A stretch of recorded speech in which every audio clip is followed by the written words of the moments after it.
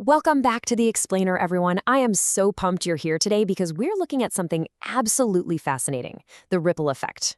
We're going to dive right into how tiny geographical and technological choke points, sometimes literally just a few words on a page, are triggering massive, sweeping global shifts right this second.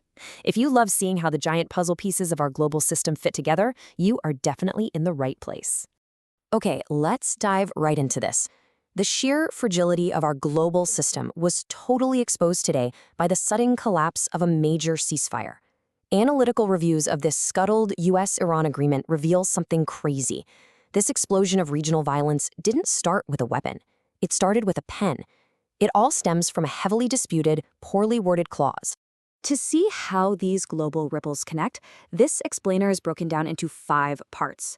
1. Global conflicts and energy. 2. Shifting trade and tariffs. 3. Regional diplomacy and crises. 4. Tech, space, and legalities. And 5. U.S. domestic infrastructure. Section 1. Global conflicts and energy. So, how exactly can diplomatic wording become a physical choke point? Well, take a look at paragraph 5 of the collapsed agreement.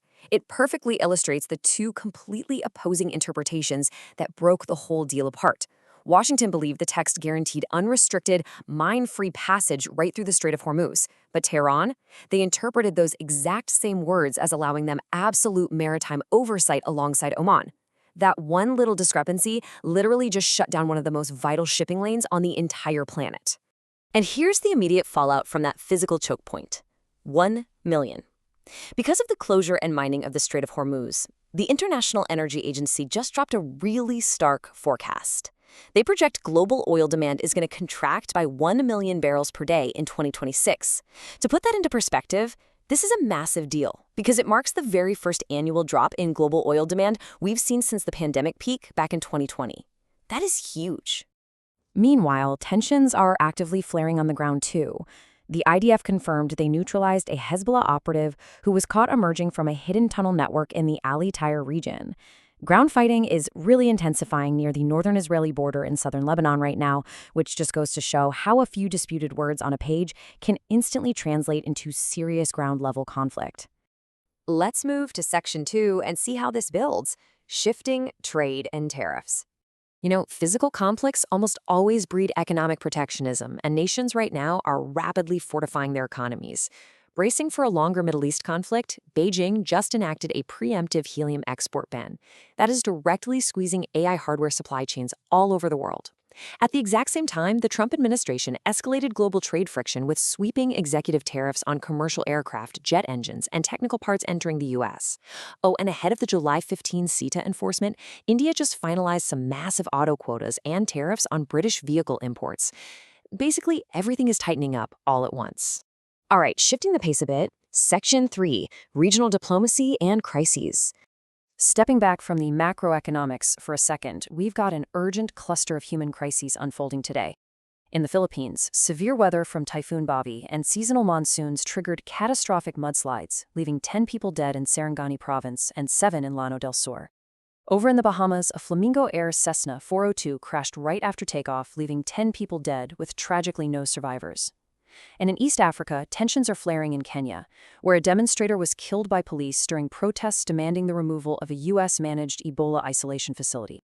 But amidst all those tragedies, we actually have an incredible moment of human rescue to talk about.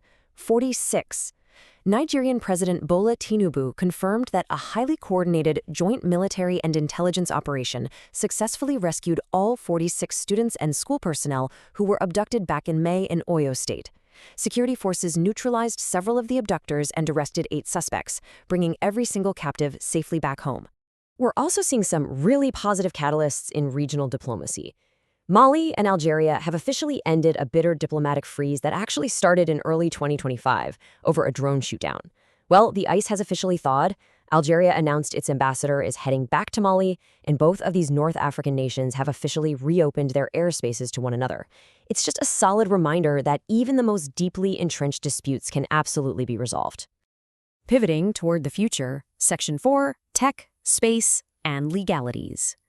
Despite all this geopolitical friction, technological leaps are still advancing at breakneck speed. Now, a controlled recovery is basically the act of safely returning an orbital-class rocket booster back to Earth. And with the successful launch of its advanced Long March 10B vehicle, China just pulled this off. What's really interesting about this is that it officially makes China only the second country in human history to achieve a controlled recovery of an orbital-class booster. The space race is seriously accelerating.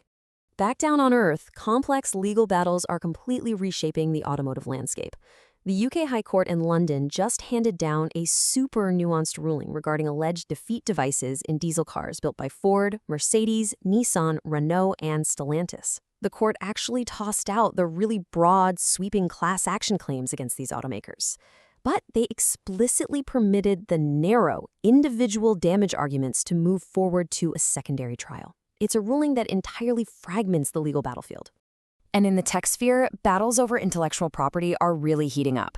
Google is formally escalating a major legal fight in India right now, taking its appeal straight to the Delhi High Court.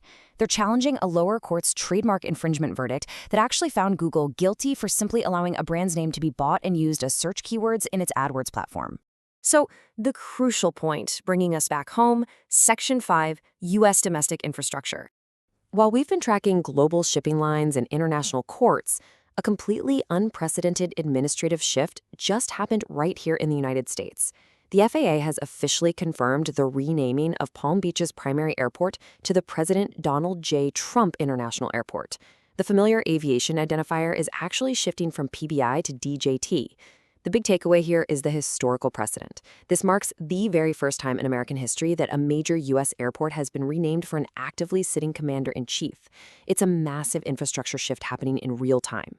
From a few disputed words shutting down the Strait of Hormuz, to massive tariff walls, to historic milestones in spaceflight and infrastructure, we've really seen how deeply interconnected our world truly is today. A single action in one sphere inevitably ripples right into another. I want to thank you so much for exploring all of this with me today, and I'll leave you with this provocative thought to ponder. How will today's choke points reshape tomorrow's global landscape? Keep analyzing, keep asking questions, and I'll catch you in the next explainer.